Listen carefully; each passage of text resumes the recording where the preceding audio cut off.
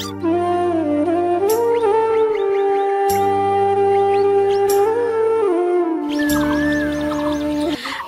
আলাইকুম, কেমন আছেন সবাই? আশা করি আল্লাহর রহমতে সবাই অনেক ভালো আছেন। সবাইকে জানাই ডোমেস্টিক্যালি ব্লগ ঘর রাতে স্বাগতম।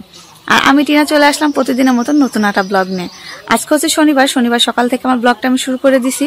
ঘুম থেকে উঠে মুখ হাত ধুয়ে এই তো বাইরে চলে আসছি। আসে আগে ভিজা কাপড়গুলা নেড়ে দিলাম। আর মা হচ্ছে রান্না করতেছে। গতকালকে যে ডাটা শাক বেঁচে রাখছিলাম ওই ডাটা শাক ভাজি, বেগুন ভর্তা আর হচ্ছে কাঁচকলার ভর্তা। আজকে হচ্ছে এগুলাই আমাদের খাবার। আর আজকের ব্লগটা যদি আপনাদের ভালো লাগে তাহলে প্লিজ আমার চ্যানেলটিতে সাবস্ক্রাইব করবেন, লাইক শেয়ার কমেন্ট পাশে থাকা ছোট্ট বেল বাটন অন করে দিবেন। তাহলে আমি যে কোনো ভিডিও ছাড়ার সঙ্গে সঙ্গে আপনাদের মোবাইলে নোটিফিকেশন চলে যাবে। আর যারা অলরেডি সাবস্ক্রাইব করে দিয়েছেন তাদের অনেক ধন্যবাদ আমার পাশে থাকার জন্য।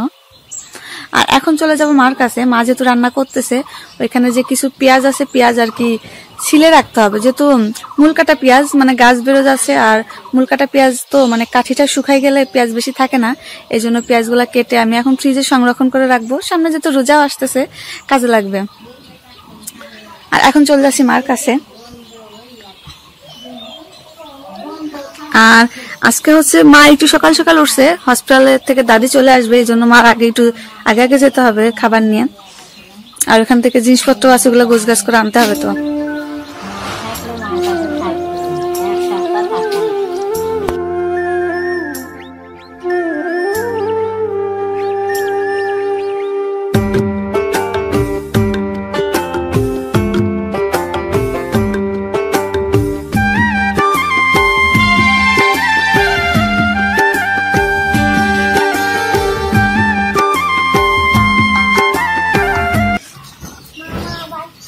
এটা সকালবেলা হচ্ছে বেগুন ভর্তা, আর এখানে হচ্ছে আমাদের গাছের কাঁচকলা ভর্তা আর ডাটা শাক ভাজি করা হয়েছে। এটাই আজকে সকালের খাবার।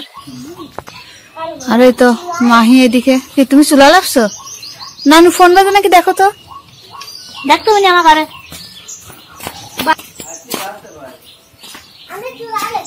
তুমি চুলা লাগছো?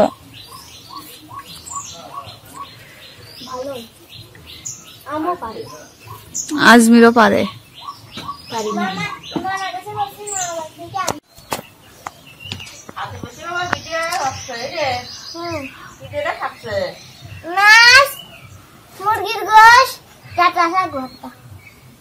ডাটা শাক ভর্তা না ভাজি?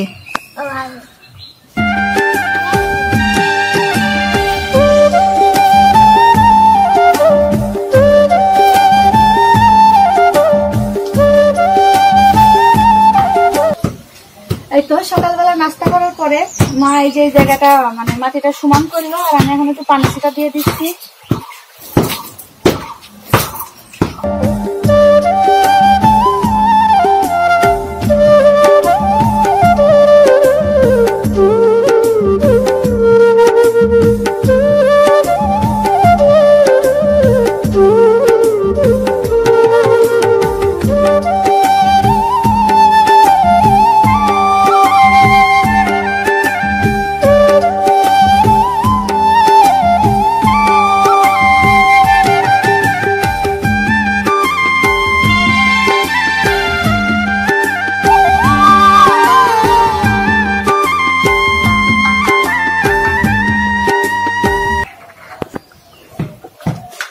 মা হচ্ছে দাদির ঘরের কম্বল লেপ সব মানে উঠাই রাখছে, আমারটাই বাকি ছিল। এটা হচ্ছে লেপের কভার, একটা লেপের কভার আর একটা হচ্ছে কম্বলই বাইরে ছিল। এটা এখন আমি ধুয়ে দিচ্ছি। এখন একটু ভিজাই রাখবো 5-10 মিনিট, তারপরে হচ্ছে ধুয়ে দেবো। আর আমার ঘরে দেখেন বিড়াল থেকে বিড়ালের পশমে মানে ভরে গেছে কম্বলের মধ্যে।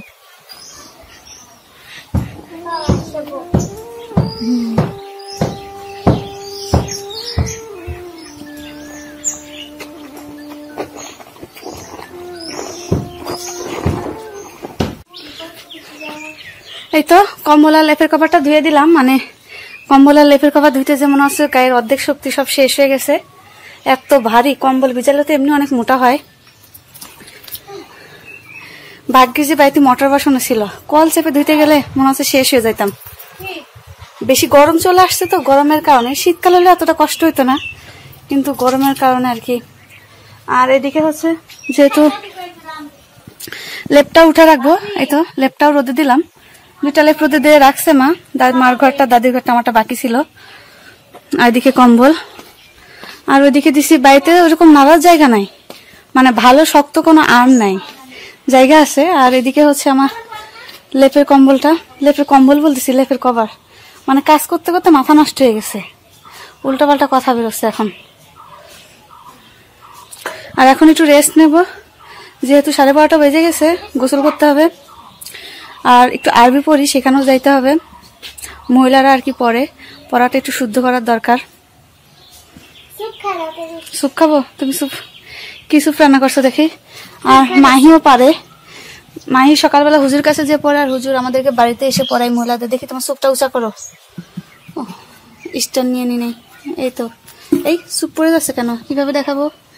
এটা হচ্ছে স্যুপ বানাইছে, পুঁই শাকের যে পাকা ফল আছে, সেই পাকা ফল দিয়ে আর কি স্যুপ বানাইছে ও। আর তুমি গোসল কেন মাহি?